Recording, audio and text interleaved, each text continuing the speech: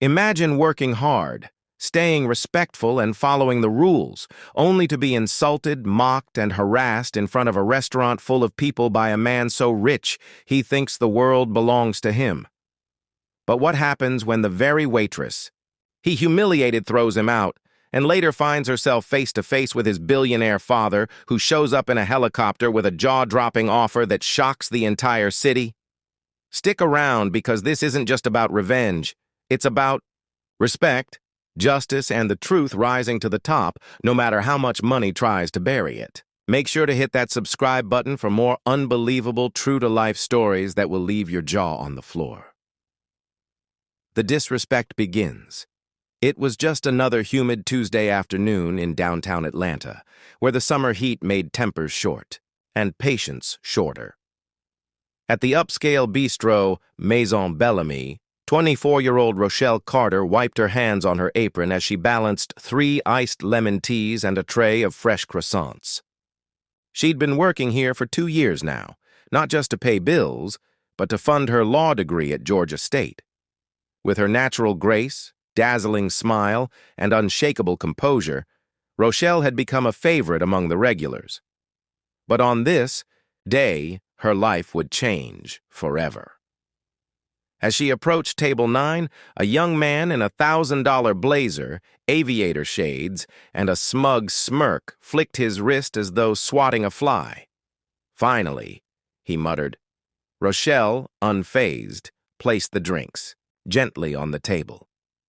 "Thank you for your patience," she said calmly. The man, later identified as Preston Hale III, heir to the Hale luxury real estate fortune, took a long sip and said with icy sarcasm, "Do you always move this slow, or is it just for me?" The 2 women sitting with him laughed uncomfortably. Rochelle offered a polite smile, clearly used to dealing with difficult customers, and went on taking their order. But Preston wasn't finished. Throughout their meal, he made snide comments, joked about her skin tone, and even reached out to touch her braid, saying, "Is this real?" That was the final straw. Rochelle took a breath and stood tall. "Sir, I'm going to have to ask you to leave," she said. Preston laughed, tossing his platinum card on the table. "You're funny. Do you even know who I am?" Rochelle didn't flinch. "Yes, and I also know I won't tolerate harassment. Doesn't matter if you're a billionaire or a busboy." The restaurant went silent. Cameras were out. One manager came rushing in, ready to smooth things over, but Rochelle was firm. "He's leaving. Or I am." After a tense standoff, the manager sighed. Preston grabbed his card and stormed out, cursing. But not before sneering, "You'll regret this." "You just messed with the wrong legacy."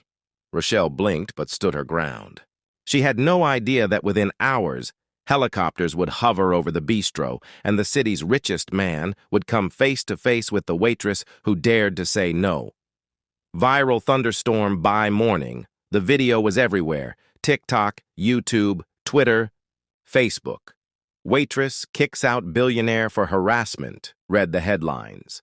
And there was Rochelle, calm and composed, firmly drawing the line.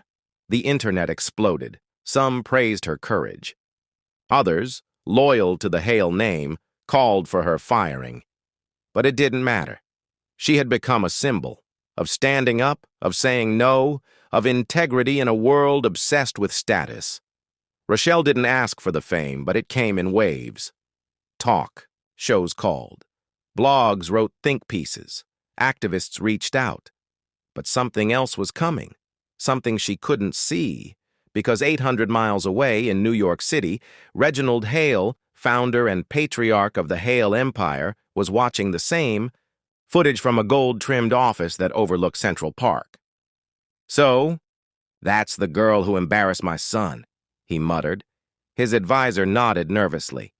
Should we do damage control?" Hale chuckled. "No. Get the chopper ready." Back in Atlanta, Rochelle was taking her first day off in over a year when she heard the rumble. People poured into the streets to look up. A sleek black helicopter with gold initials hovered over Maison Bellamy's parking lot. News crews gathered, cops showed up, and from that aircraft stepped a tall, silver-haired man in a sharp suit, his every step echoing authority. He entered the restaurant and asked one question. "Where's the waitress?" Phones were out again. Rochelle stood up, confused. "I'm Rochelle." He walked straight to her. "I'm Reginald Hale. May I speak with you? Privately?" She hesitated, then nodded. They stepped into the wine cellar. The next 20 minutes would change everything. Reginald didn't apologize, at first. He spoke like a king. "You embarrassed my son. Publicly. I should be furious."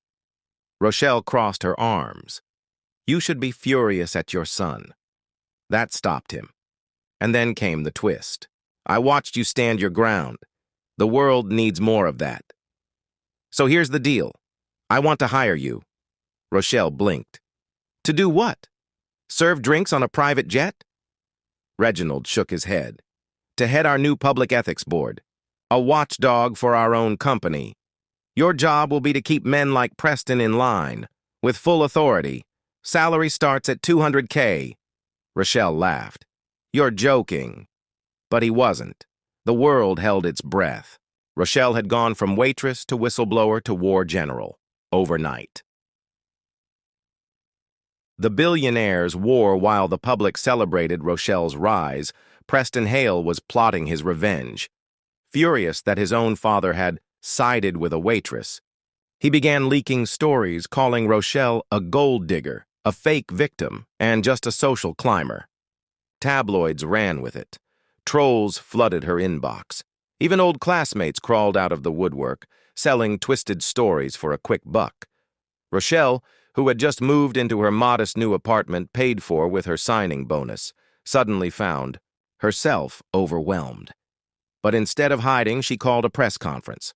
"I don't need to defend myself," she said into the mic. "My actions speak louder than the noise. But to those wondering if I'm qualified, yes, I am. I've worked hard my whole life. I'm finishing law school. And I'm not afraid of men who try to weaponize money." That night, her following doubled. Reginald watched in silence, nodding with pride. But what happened next shocked everyone.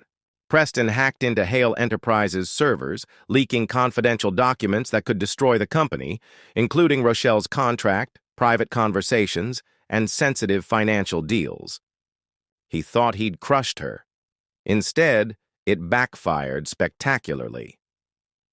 Rochelle used her access to expose a dark secret buried for decades. Hale Enterprises had built half its empire on illegally gentrified black communities in the 80s and 90s. Rochelle didn't hold back. With the evidence in hand, she went public, but with a solution: reparations, community rebuilding, and accountability.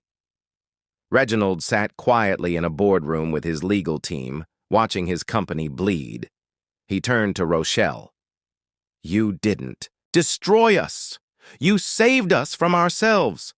He publicly fired Preston and handed Rochelle full power to lead the reform.